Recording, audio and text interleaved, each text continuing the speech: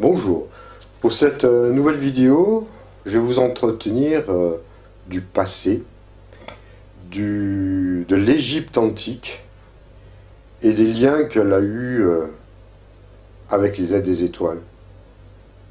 Alors, évidemment, pour moi, ce que je vais vous relater, c'est pas dans les livres, hein. Peut-être que dans certains livres, ou d'autres personnes en ont déjà parlé, mais moi, ça vient de mes propres expériences, entre les mémoires qui me reviennent et certaines lectures d'aura que j'ai pu faire et qui m'ont révélé aussi le passé de la Terre, quoi. Et l'histoire de certains pays, de certaines civilisations.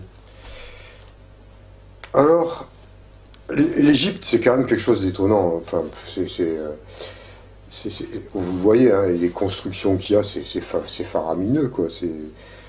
Ça dépasse tout au niveau des pyramides, des connaissances qu'ils avaient. Bon, ça, je vous apprends rien à ce niveau-là. Mais pour remonter un peu, alors, ce que je sais, alors je peux faire des erreurs, hein, tout est possible, hein, mais ce que je sais à peu près, c'est que l'origine égyptienne, elle est quand même... elle a vraiment subi l'influence atlante. En tout cas, l'influence atlante à la fin de l'Atlantide. On va dire ils sont venus dans cette région-là, à un moment donné, avec ce qui leur restait de connaissances. Ça, j'ai pu le voir à plusieurs fois dans des lectures, où j'ai pu effectivement constater, au moment de la destruction de l'Atlantide, des gens, des survivants, ceux qui ne sont pas partis en terre creuse, ceux qui ne sont pas un peu dispersés sur les quatre coins du globe, il y en a qui, avec des vaisseaux, parce qu'évidemment à l'époque de l'Atlantide, ils avaient des vaisseaux semblables aux ovnis que l'on voit actuellement. J'ai vu il y a eu pas mal de rescapés qui sont venus s'établir à ce moment-là dans ce qu'on pourrait appeler l'Égypte d'alors, qui était, d'après ce que j'ai vu, hein, qui était encore peuplée qui était encore primitive, on va dire. C'était des peuplades qui n'avaient pas certaines les connaissances, en tout cas, qu'avaient les Atlantes à ce moment-là. Et ils ont été, pour certains, quand ils ont vu arriver ces Atlantes, ces rescapés Atlantes, pour certains, ils ont, comment dirais-je, vénéré comme des dieux. Ça, je me suis aperçu de ça. Alors, évidemment, moi, ce que je vois, ce que j'ai pu voir, c'était des bribes de scènes, hein, c'est des séquences, hein, c'est pas quelque chose d'entier, donc c'est à un moment donné, à un endroit, ce que j'ai pu voir. Donc ça peut pas forcément refléter ce qui se passait dans tous ces secteurs-là, dans toute cette région-là, précisément, je ne sais pas. Moi, je vous relate exactement ce que j'ai vu à un moment donné. Donc, moi, j'ai vu ça. Effectivement, ces êtres-là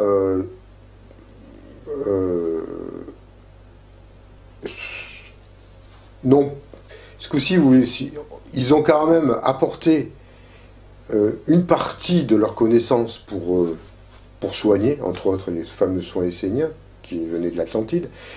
Ils ont quand même gardé, ils ont aidé aussi à la construction plus tard, hein. Ils n'ont pas, ils n'ont pas divulgué toutes leurs connaissances d'un coup parce que ils venaient déjà de tout faire péter à côté, ils n'allaient pas recommencer ailleurs, quoi.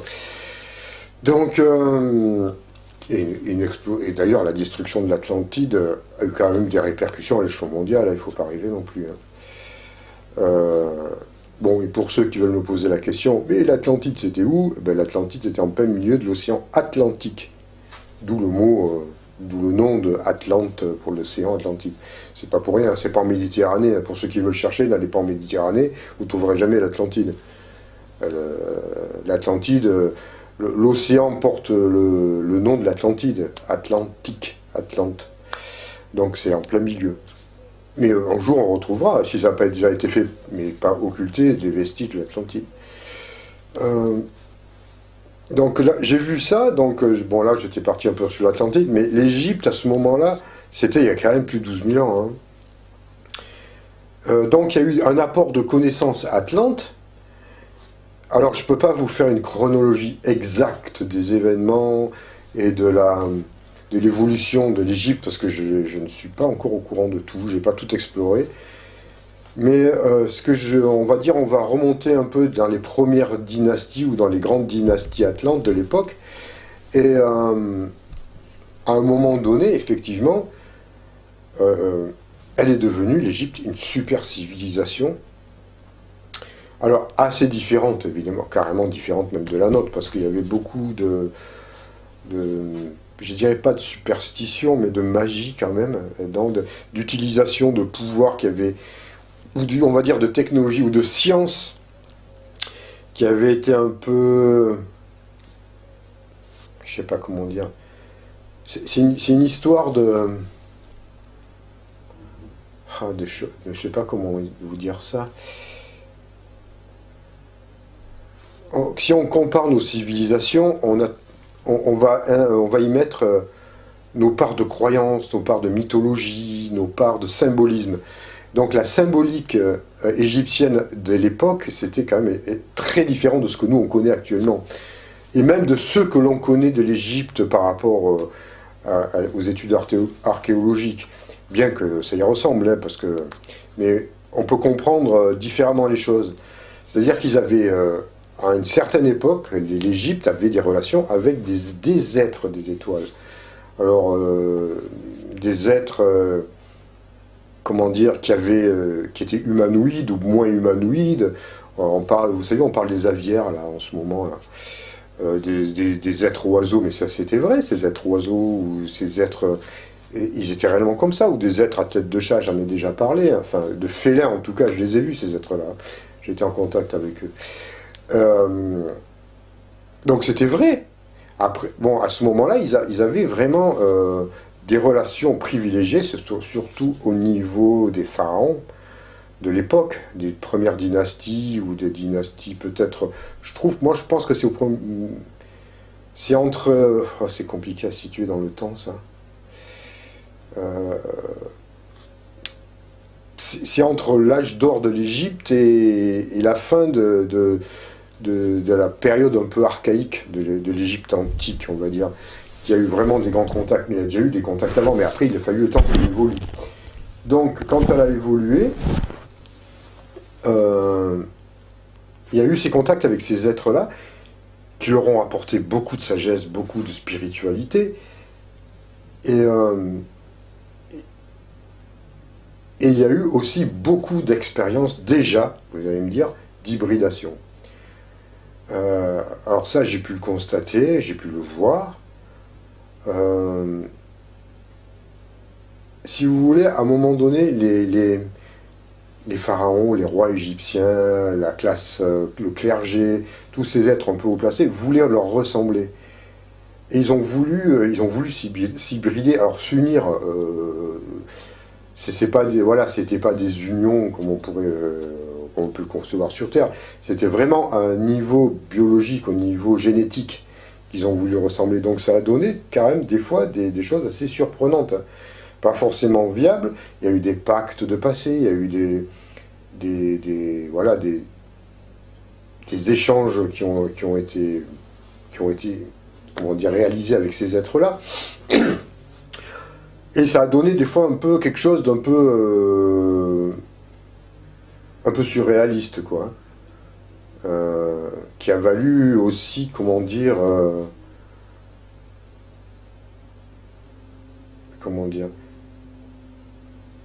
dans le programme d'hybridation qu'il y a eu avec certains êtres, la résultante de ces êtres a fait que des humains qui étaient hybridés avec certaines races extraterrestres très différentes ont choisi de quitter la Terre à leur tour et d'aller vivre sur leur planète c'est pas leur planète, on va dire, sur la planète des êtres qui avaient servi de support d'hybridation. Je sais pas si vous me comprenez.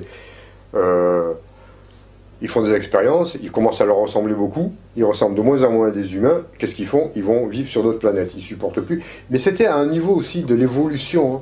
Il y a eu une période où c'était complètement différent de tout ce qu'on connaît ici.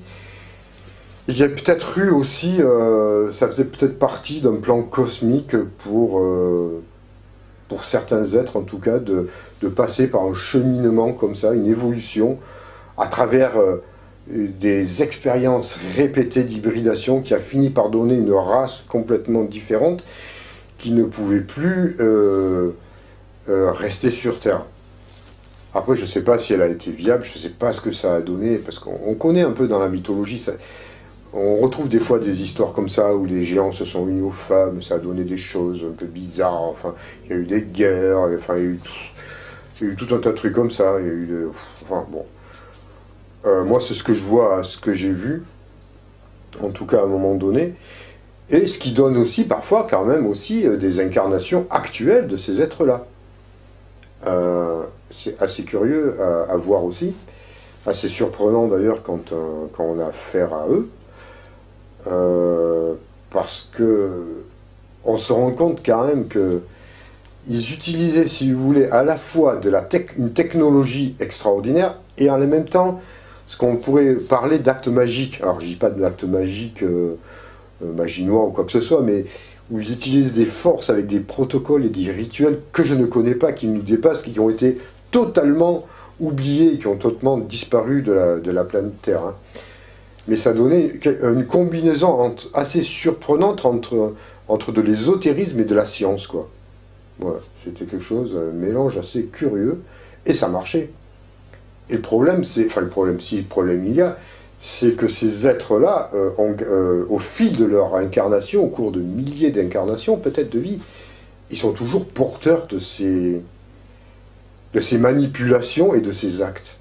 Alors je ne dis pas que ce sont forcés, c'est pas du tout des personnes négatives, hein. Pas du tout, hein. Ils sont pas, voilà, c'est pas des, il y a peut-être certaines fois des karmas qui ont un peu dérapé, mais c'est très étonnant parce que j'avais jamais vu ça de ma vie et j'ai pu voir ce que c'est. Et si vous voulez, ça donne un regard sur l'Égypte, en tout cas à un moment donné, vraiment très différent de ce qu'on peut imaginer. Alors je dis pas que ça a été dans toutes les périodes de l'existence de l'Égypte. Hein. Il y a eu des, voilà, il y a eu des dynasties par lesquelles ils ont perdu leur connaissance. Il y en a eu d'autres.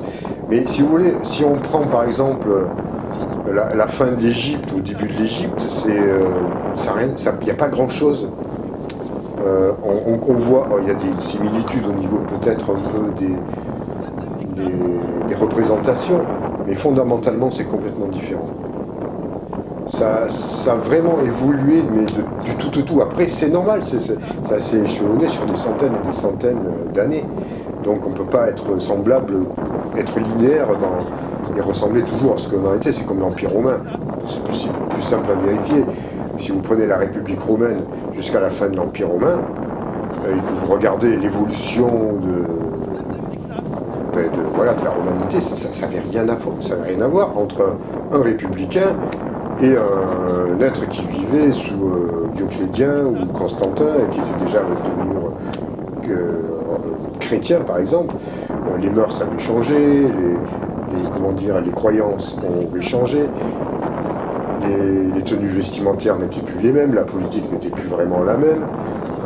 Voilà, les coutumes, les mœurs et coutumes, c'était complètement différent. Et encore, ce n'est que sur 500 ans, ou un peu plus. Si on va avant Jésus-Christ, on va dire 600 ans. Mais là, ça s'échelonne sur des centaines et des centaines d'années, voire sur des millénaires même, quelque part. Et ça n'avait rien à voir, quoi. Il y a vraiment des différences au niveau de la civilisation qui étaient absolument étonnantes. Alors moi, je n'arrive pas à classer dans le temps.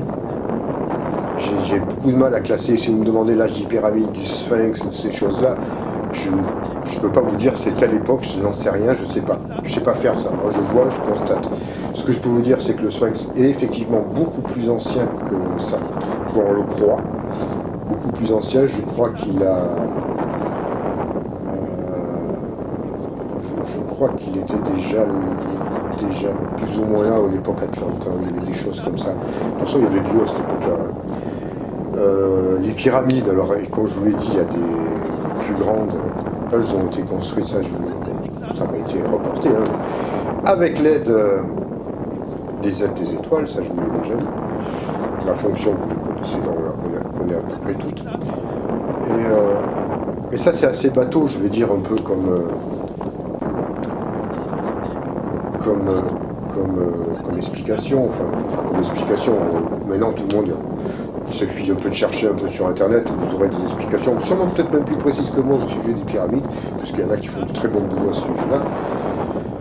Mais ce que je voulais dire aussi, par exemple, c'est, voyons, on avait parlé de magie. Alors, cette magie, ça fait que c'est pas vraiment de la magie, c'était des êtres qui étaient capables de modeler des égrégores, des formes pensées, ces énergies-là, entre autres pour protéger leur tombeau. Par exemple, la malédiction de, je crois, de Toutankhamon, c'est pas des fables, hein. Je crois qu'ils sont tous passés, tous ceux qui ont travaillé dedans, et ils étaient prévenus. Et il y en a bien d'autres encore qui sont totalement, pas encore été découverts, mais qui sont encore totalement actifs, et qui sont beaucoup plus anciens que Toutankhamon, Ramsès et compagnie, beaucoup plus anciens, et je voudrais croire bien, j'y mettrai pas le pied, hein, parce que franchement, ils sont très protégés, et ceux qui risquent de le découvrir, s'ils ne prennent pas des précautions adéquates, ils auront de gros problèmes. Parce qu'eux, il n'était pas question, voilà, c'était protégé, il ne fallait pas que certains tombeaux soient découverts. De la même façon qu'il y a ce qu'on appelle des salles de mémoire, hein, en dessous du Sphinx, où il y a toutes les... il y en a bien d'autres ailleurs, hein, mais où il y a toutes les historiques inscrites dans des technologies issues de l'Atlantide, voire peut-être même plus anciennes, où tout est relaté. Alors, elles ont été découvertes, plus ou moins, mais elles sont dans une autre dimension aussi, hein. Donc, on ne peut pas tout... Ouais, c'est bien protégé, hein. Ça, ils sont forts. Alors, les Égyptiens, les Tibétains savent faire ça aussi depuis très longtemps, hein. Ils savent cacher ce qu'on appelle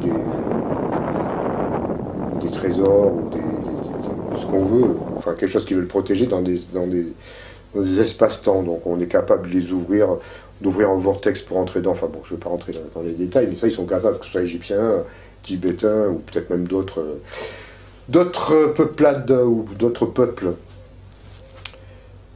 Donc, dans ces connaissances et dans ces salles de ce qu'on appelle les salles des mémoires, hein, il y a, comme je vous le disais, il y a tout l'historique exactement de tout ce qui s'est passé, avec toutes les connaissances technologiques qu'il y avait à l'époque, et qui sont d'un très très haut niveau, encore plus haut que ce qu'on peut concevoir actuellement, et qui pourrait franchement nous aider à aller beaucoup mieux, mais évidemment, bon, pour l'instant on n'est pas encore prêt, hein, parce que si ça tombe dans les mains de nos très chers gouvernements, c'est foutu, quoi.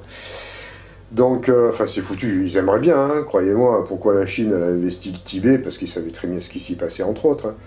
D'accord, il y avait des gisements de minerais, tout un tas de trucs, géopolitiquement c'était très bien, ça les intéressait aussi, puis il y a le délire expansionniste et impérial de la Chine.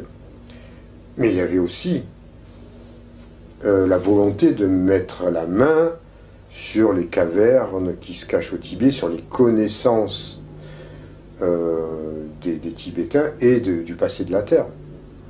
Fort heureusement, croyez-moi, c'est bien protégé et ils n'ont pas pu. Ils n'ont pas pu les investir, parce que là, quand même, on ne peut pas tout leur laisser faire, hein, ces êtres-là, hein. Notre cher gouvernement X. Mais le jour où la Terre sera prête, et c'est pour bientôt, je vous le dis, c'est pour bientôt, ça va réapparaître. Il faut juste que nos gouvernements laissent la place à des êtres beaucoup plus, à une société beaucoup plus, enfin des êtres beaucoup plus évolués que eux, bon c'est pas difficile, qui vont prendre un peu les rênes les rênes, c'est pas de prendre les rênes de la destinée, mais qui vont être là pour guider un peu, voilà, pour guider dans la nouvelle dimension qui est en cours de route. Donc à ce moment-là, quand ça sera déjà beaucoup plus établi, effectivement, toutes ces connaissances vont nous être transmises, et on saura exactement ce qui s'est passé dans le passé de la Terre. Alors ça coupera court à beaucoup de fantasmes et à beaucoup d'idées reçues, de délires concernant tout ce qu'on parle en ce moment d'Enki, de ces trucs-là. Bon, ça m'intéresse pas, moi. Comme je vous l'ai déjà dit, c'est de la littérature. Pour l'instant, ça reste de la littérature. Quand on aura véritablement les connaissances, vous pourrez le voir sur des écrans en 3D, là, ou peut-être même plus de 3D, j'en sais rien. Et vous verrez, et la population mondiale sera, comment dire, informée et pourra connaître exactement ce qui s'est passé de la Terre. Et là, ça passera très bien. Et on aura l'acquisition de toute une science fabuleuse qui va nous faire un bond en avant qu'on ne pouvait même pas imaginer. D'autant plus qu'après, il va y avoir les aides des étoiles qui vont être là. Là, ce coup-ci, ils seront là. Il y en a beaucoup qui les attendent le 20 juillet. Si cette vidéo elle sortira bien avant le 20 juillet, voilà, vous comprendrez qu'il n'y aura rien eu à ce niveau-là, en tout cas de mondial, au niveau de contact mondial. Mais un jour ou l'autre, ils viendront, hein, ça, il n'y a aucun souci. Donc, quand tout sera prêt, voilà. Bon, là, je vous parle un peu comme je vous parlerai d'un âge d'or de l'humanité, mais ce sont des. C'est prévu. Et ça se passera réellement, quoi. Donc, là, on aura beaucoup de choses à apprendre. Là, ça va être super, hein, franchement. Je le vois très bien, ça. J'ai souvent en vision. Et il y aura, voilà, et donc il y aura des échanges, on va faire, c'est ce que je vous dis, on va faire un bond en avant au niveau de la connaissance de nos origines, des origines terrestres, on va faire un bond en avant au niveau d'une technologie propre et infinie et gratuite pour tous, et au niveau évidemment des soins, voilà. Ça va partir malgré le fait qu'en ce moment ils font tout pour nous saborder, l'homéopathie, vous avez vu, on va plus rembourser, ça coûtait que dalle à la sécurité sociale, mais non. Voilà. Mais ils s'abraquent tout, hein. Au lieu de rendre officiel, par exemple, l'ostéopathie, l'acupuncture, que ce soit déremboursé, parce que ça soigne vraiment et ça fait vraiment du bien, bah non. Prenez donc vos 11 vaccins obligatoires et vos produits chimiques, voilà, qui vont vous pourrir, vous rendre encore plus malade, parce qu'il faut faire marcher l'industrie pharmaceutique qui est membre à part entière du gouvernement mondial, n'est-ce pas? Donc tout ce qui est qui va pas dans ce sens-là, eh bien on s'abraque. Là, on voit véritablement qui nous gouverne. Hein. Vous voyez là maintenant, quand je vous disais des fois qu'il y avait un petit air, un petit air écailleux, nos chers gouvernements, ben là on les voit, ting, ting, ils s'affichent tous, hein, on voit les intérêts de certains êtres, dans quel sens ils partent, hein, que ce soit nos ministres respectifs et nos présidents respectifs et compagnie. Ils se sont révélés, hein. Bon, vous me direz, c'est pas compliqué de les voir. Mais là, franchement, c'est flagrant. Hein. Et puis, vous avez une bonne partie de la population qui applaudit. Ah oui, c'était un effet placebo, l'homéopathie. Ah, il n'y avait pas besoin, c'était que du sucre. Bon, enfin, après, quand vous arrêtez une épidémie dans un poulailler, vous allez me dire que c'est un effet placebo chez la poule. Ouais, j'aimerais bien avoir une explication. Oh, il y a bien un petit malin qui va me dire, oui, oui, c'est placebo. Ah bon? Et pourtant, ça marche. Hein. Vous soignez des chevaux, vous soignez des chiens, même le caractère des chiens. Par exemple, il y avait un très long bouquin, que je ne sais plus le titre, qui était à l'usage vétérinaire pour les animaux, les chiens, en homéopathie. Par exemple, un chien qui a peur, un chien qui aboie tout le temps, vous lui donnez quelques petits granules, ça pouvait le calmer, ça pouvait le recalibrer au point de vue de ses énergies, l'apaiser. Enfin, c'est des petits exemples comme ça. Hein. Et voilà, on va dire ça, c'est un effet placebo chez le chien, quoi. Ils sont forts, hein. Et après, vous avez le reste de la population qui applaudit, bah oui, non, je préfère prendre mes Tranxène, là, mes trucs, voilà. Bon. Bah, qu'est-ce que vous voulez dire? C'est la vie, hein. Il y a encore beaucoup de choses à faire, il y a encore un grand travail d'information, de faire comprendre aux gens où ils sont, et à quel point ça doit changer, quoi. Donc là, je suis parti, j'étais encore dans l'Égypte optique, je me retrouve un peu ailleurs.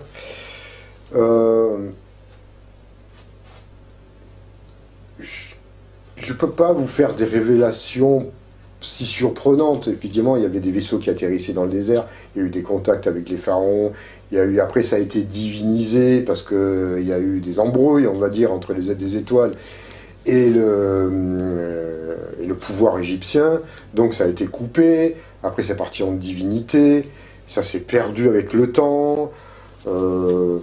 C'est revenu à un moment donné. Par exemple, il y a eu des pharaons, les pharaons qui ont voulu un peu réformer l'État, on va dire, hein, et remettre un peu de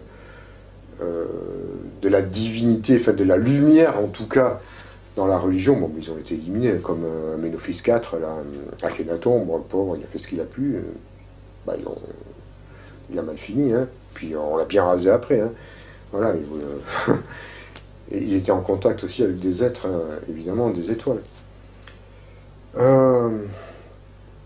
Enfin, c'était quand même quelque chose, je peux peut-être pas vous apporter, ça vous apporte peut-être pas plus d'éclairage que ça, mais là où je voulais vraiment, là où je voulais essayer de faire passer un message, déjà pour ceux qui s'intéressent à ça, c'est que, bon, déjà, c'est surtout pour vous montrer, si vous voulez, ça me fait penser un peu à, c'est assez flagrant à ce film, là, Stargate le premier, où il y a il rentre dans une machine, un portail, là, et ils vont sur une autre planète où ils trouvent les civilisations. Bon, c'est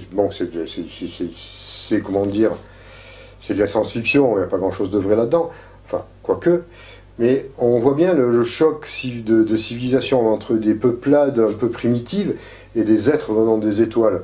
Et ça c'était vrai, ça a été vrai à un moment donné. Hein. Et ça a été vrai pas seulement en Égypte, mais sur l'ensemble du globe. Il y a eu une période où la Terre était en contact avec les êtres des étoiles, où les échanges étaient déjà parfaitement établis. En Atlantide, c'est ce qui se passait. Ça a très bien marché jusqu'à ce que les êtres des étoiles commencent à mettre en garde les dirigeants atlantes, parce que ça commençait à avoir des dérives sur le plan génétique. Toujours pareil, hein, je ne sais pas ce qu'ils ont, toujours voir tout trafiquer. Et qui commencent à fabriquer des. Voilà, quand c'est parti dans le pouvoir, dans une notion de pouvoir, où on peut commencer à délirer avec le cristal, avec les implants et tous ces trucs-là. Bon, eux, ils sont partis. Hein. Ils ont leur dit bon, maintenant, on ne peut plus continuer avec vous. Hein. On vous prévient, vous avez droit dans le mur. Oh, ils sont partis dans leur délire. Et effectivement, ils ont tout fait péter. Bon, ça, c'est la Terre, on est un peu comme ça. Mais il y a eu d'autres civilisations, même avant l'Atlantide, qui ont eu le même parcours. Il y a eu des guerres, Sodome et Gomorre, c'est des guerres nucléaires. Hein. Le désert de Gobi, il a été vitrifié par l'atome. Hein. À cette époque-là, il y a très longtemps, je crois que c'est à l'époque de la Lémurie, je ne sais plus quand. Là. Et il y a eu plusieurs fois des super civilisations qui sont tombées bien plus puissantes que nous, ou du moins, bon, là on est quand même assez bien balèze, ou quasiment équivalente. Hein. Et l'être humain n'a pas forcément toujours ressemblé à ce qu'il est actuellement. Alors il y en a qui me disent oui, mais Homo sapiens, Cro-Magnon, c'est des expériences, tout ça. Il y a eu franchement, on a été des humanoïdes à un moment donné. Hein. On était petits aussi, on était tout petits, des petits êtres. Après on a eu, bon je vous décris pas parce qu'on était un peu moches, mais voilà, on a été l'expérience aussi, le sujet de beaucoup d'expériences on va dire de laboratoire pour arriver à ce qu'on est maintenant, et encore ce qu'on est maintenant est en train d'être modifié génétiquement par d'autres êtres pour qu'on crée, comme je vous l'ai déjà dit, une race beaucoup plus résistante face à des événements qui pourraient nous survenir dans on ne sait pas trop quand. Quoi. Ouais. Donc je pars peut-être encore une fois de plus dans tous les sens. Je vais essayer un peu de me recentrer. Oui, alors il me disait oui, mais on descend de quel singe? On ne descend pas du tout du singe. Hein. Pour certains, j'ai vu des questions comme ça, ils vont vous répondre. On ne descend absolument pas du singe, on n'a rien à voir avec le singe, c'est pas la même chose. Quoi. Même si on est proche, même si j'adore les primates. C'est vrai qu'ils sont très proches de nous, ils sont très intelligents, ils sont fabuleux, je les adore tous, mais non, on n'est pas pareil. Alors, il y en a qui vont me dire, oui, il paraît qu'on descend des étoiles. Oui, bien sûr, puisqu'on a tous été ensemencés déjà par des étoiles, avec comment dirais-je, des apports extérieurs à la planète Terre. Donc on a tous en nous une part de non-terrestres. Donc si ça peut rassurer certains qui se sentent mal en tant que terriens, qui disent mais moi je sens que je viens d'ailleurs, bah oui, on vient tous d'ailleurs, quelque part. On ne vient pas tous d'ailleurs, mais on a tous en nous une part stellaire. Tout à fait, ça c'est indéniable. Et pour certains, un peu plus que d'autres. De quoi je pourrais vous parler d'autre Bon, après, on retrouve à peu près le même schéma historique chez les Aztèques, les Mayas, les Incas, où après ils ont pété des câbles aussi, ils commençaient donc pour, excusez-moi du terme, mais ils faisaient des sacrifices en honneur des dieux qui étaient en fait, il y a longtemps, étaient des êtres, des étoiles qui venaient. Voilà, vous voyez, quand ils voient ça, quand les êtres des étoiles voient ça, ben, ils n'ont plus envie de venir. Hein. Donc après, les contacts ont été rompus pendant des milliers d'années, jusqu'à maintenant, à peu près, ouais, jusqu'au XXe siècle. Alors voilà, le XXe, XXIe siècle, c'est le renouveau pour eux, ils recontactent. Ils essayent de renouer les liens avec nous, et ce coup-ci de manière un peu plus pure, hein, parce qu'ils ne veulent pas voir encore la... Faut pas que ça recommence le même délire, c'est bon, on répète souvent les mêmes erreurs, mais maintenant il est temps que ça s'arrête, quoi. Et comment dire, donc tout ça, ça fait pas, comme je vous l'ai dit, ça fait partie d'un plan, le plan du retour des êtres des étoiles, n'est-ce pas? J'espère que maintenant on va être un peu plus intelligent, en tout cas pour certains. Alors c'est certains de vous qui me suivez depuis un moment, vous êtes commencé à être familiarisés, vous êtes déjà pas mal familiarisés à tous ces domaines-là. Mais c'est vrai qu'il y en a encore beaucoup qui ne sont pas là. Alors, j'ai eu des messages en me disant mais l'humanité n'est pas prête et tout, c'est trop tôt, il ne faut pas parler de ça. Mais bien sûr qu'il faut parler de ça. C'est maintenant qu'il faut parler de ça. Bien sûr, toute l'humanité n'est pas prête, mais comme je vous l'ai dit, c'est pas 90% qui vont bousculer les choses, c'est 10% qui va faire basculer la balance. Oui, basculer la balance, quoi. Ça va peser petit à petit.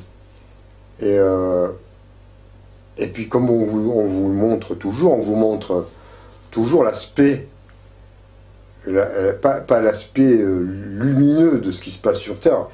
Ils vont vous montrer, vous voyez, moi j'écoute de temps en temps des débats à la radio, que ce soit une fois de plus par rapport, par exemple, à l'homéopathie, ils vont vous mettre toujours en avant les anti, les pros, mais alors ils vont vous mettre une personne qui est pro par exemple, pro-homéopathie, il va se faire incendier, il va se faire ridiculiser. D'autant plus que des fois, ils vont mettre des personnes qui n'y connaissent pas grand-chose, qui sont là par conviction, qui vont défendre leur mode de vie, leur moyen de se soigner. Ils sont honnêtes, ils sont gentils, mais ils ne vont pas aller chercher quelqu'un qui va expliquer de manière sérieuse et scientifique comment ça marche, l'homéopathie. Ça, on l'a quasiment jamais vu, ils ne vont jamais expliquer. Donc, vous voyez, c'est toujours orienté. Toute l'information, elle est orientée pour aller dans le sens qui leur convient. Quand ils vous parlent des vaccins, ben voilà, ils vont dire, regardez, il y a une petite fille, elle est morte de la rougeole. La rougeole. Qui n'a pas eu la rougeole? Maladie de décharge, c'est très bon, ça vous élimine toutes vos scories négatives que vous avez accumulées depuis votre naissance. C'est très bon, ça, de faire des maladies comme ça, comme la scarlatine, la rougeole, c'est impeccable, ça soigne très bien. Ben non, ils vont vous faire peur, vous connaissez l'histoire. Je ne vais pas y revenir, je vais me répéter. Donc, ce que je veux dire à travers ça, c'est que tout est orienté pour vous montrer que l'aspect qui, pour eux, est bon, vous voyez, pour maintenir les gens dans la matrice, et qui, pour nous, est révélateur du fait qu'ils sont en train de se foutre de notre gueule. Et ils ne vous montrent pas, quand même, toutes les personnes qui sont en train de réaliser tout ça, parce que, vous voyez, moi j'ai quand même regardé quelques sondages, hein, c'est plus que la majorité, par exemple, qui était pour les médecines douces. Et ça les emmerde un peu. Hein. Ah, ils vont tout faire. Hein, et bon, bah, quand c'est fait dans l'instantané, ils ne peuvent pas truquer trop. Ils disent, ah ben ouais, voilà. Quoi. Après, ils vont vous dire, mais non, c'est placebo, ça ne marche pas, c'est du sucre. Puis si ça vous fait du bien, ben, ça ne coûtera pas cher, ça coûte 2,20 € un tube. Mais, bon, ouais, ils vont vous trouver des trucs, des arguments, mais dramatiques. Quoi. Mais de l'autre côté, la balance est en train de remonter, le positif est en train de remonter jusqu'à ce que, blang, vous voyez, ça en soit totalement terminé pour eux, quoi. Et il faut pousser maintenant, hein, il faut les pousser dans le sens où ils vont tomber. Hein.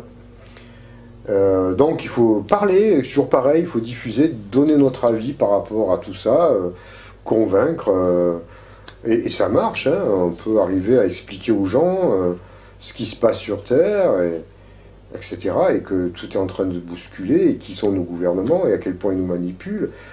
Voilà, bon. Alors, ils vont peut-être passer aussi à la charge, c'est-à-dire ils risquent de passer peut-être au niveau supérieur en commençant à interdire un peu, voilà. C'est-à-dire que j'ai vu que par exemple sur une autre personne qui fait des vidéos YouTube, là je crois que c'est Sylvano Trotta, je crois qu'il y a eu des gros problèmes de censure, parce que voilà, ils mettent maintenant des robots avec des termes qui vous bloquent automatiquement si vous les employez. Donc, et même dans les tags, quand moi je mets par exemple les tags quand je fais mes vidéos, je suis obligé. Il y a des mots que je ne peux pas mettre parce que ça va être repéré par les robots, mais mes vidéos vont être censurées. Donc oui, il y a quand même un niveau de censure. Hein. Je ne sais pas, moi non plus, combien de temps je vais pouvoir parler tranquillement, librement comme ça.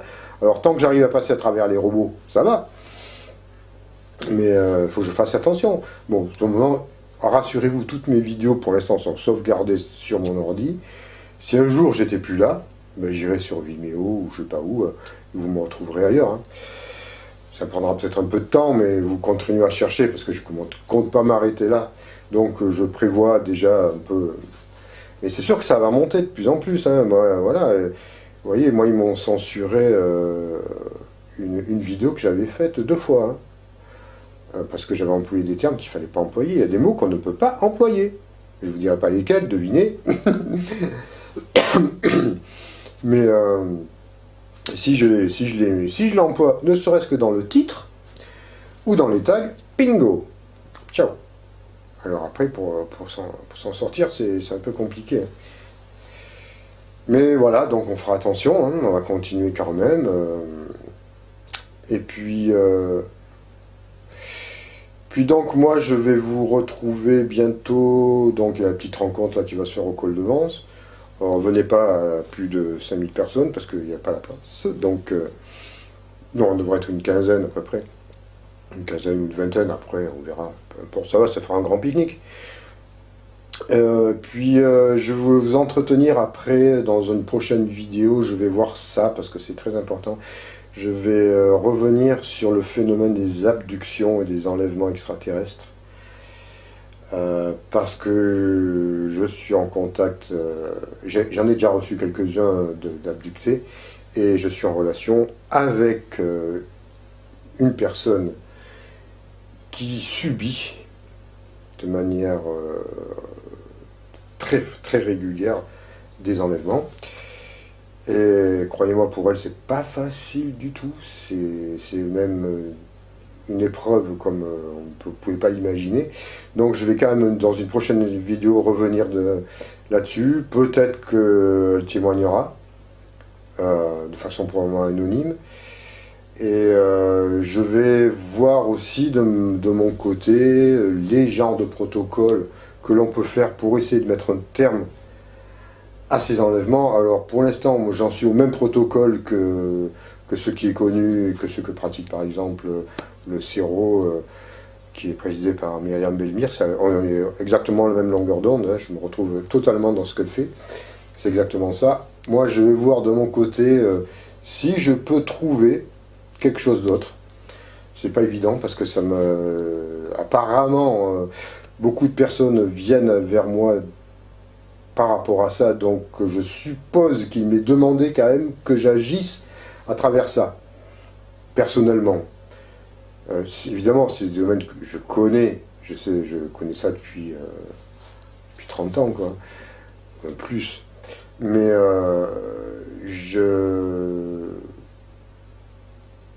dois quand même travailler là-dessus en profondeur pour voir exactement si on ne peut pas élaborer des nouveaux protocoles pour mettre un terme, parce qu'ils sont quand même forts, hein, Et puis c'est vraiment déstabilisant, quoi. Je veux dire, ça suffit maintenant. Et d'autant plus, comme disait, euh, je crois que c'est Myriam Belmire, et en ce moment ils mettent les bouchées doubles, hein. Ça enlève à tout va, hein.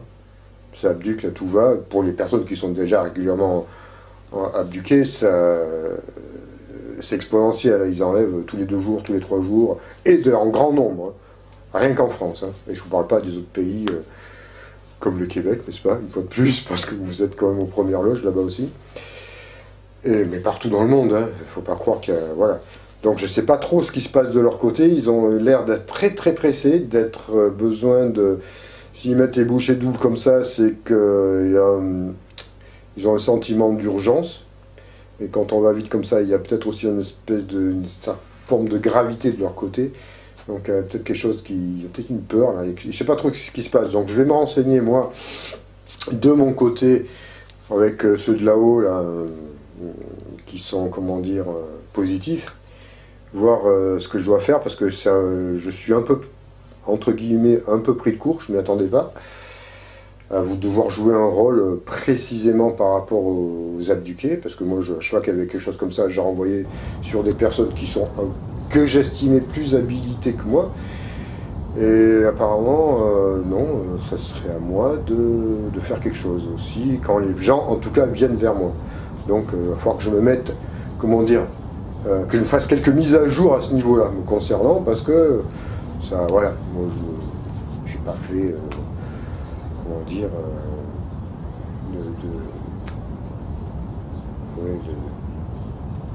de riboste, de remise à niveau depuis un bon moment. Donc il va falloir que je m'actualise un peu vis-à-vis sur ce sujet-là. J'ai les bases, je sais ce qu'il faut faire déjà, mais il y a quand même certaines contreparties, voilà, qu'il faut que je puisse réévaluer. Voilà, c'est ce que j'avais à vous dire concernant ça. J'espère que vous avez trouvé cette vidéo plus ou moins intéressante. Peut-être pas, il y en a toujours qui ne trouveront pas, il y en a qui vont trouver ça génial, il y en a qui vont trouver ça c'est nul. Alors bon, possible, hein, c'est pas grave. En tout cas, j'avais envie de parler de ça. C'était un désir de vous parler de ça et que j'entre aussi, de vous faire comprendre que j'entre dans une nouvelle phase de mon action que je connais pas forcément. Quelque chose qui est activé, je vous le dis, donc je vais voir au fur et à mesure avec vous comment ça va se passer. Peut-être que je vais proposer quelque chose d'entièrement nouveau, je ne sais pas, mais en tout cas c'est en train d'évoluer de mon côté petit à petit, c'est en train de basculer vers quelque chose de nouveau. Ça fait partie de mon programme qui est voilà, de vie en tout cas. Donc ça sera la surprise autant pour moi que pour vous. Je continue les vidéos, mais je verrai avec vous parce que je pense que cet été, ça, une fois de plus, il va encore se passer beaucoup de choses comme chaque été. Et chaque été, pas que l'été, hein, parce que ça se passe, c'est toutes les saisons qu'il se passe quelque chose, mais là particulièrement, on va voir ce qui va se passer là. Voilà. Sur ce, je vous laisse. Si vous avez aimé, pensez au pouce bleu. Pensez à vous abonner, à partager les vidéos. Et puis voilà, donc moi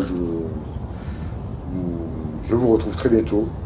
Et je vous souhaite de passer des bonnes vacances et prenez soin de vous. À très bientôt. Au revoir.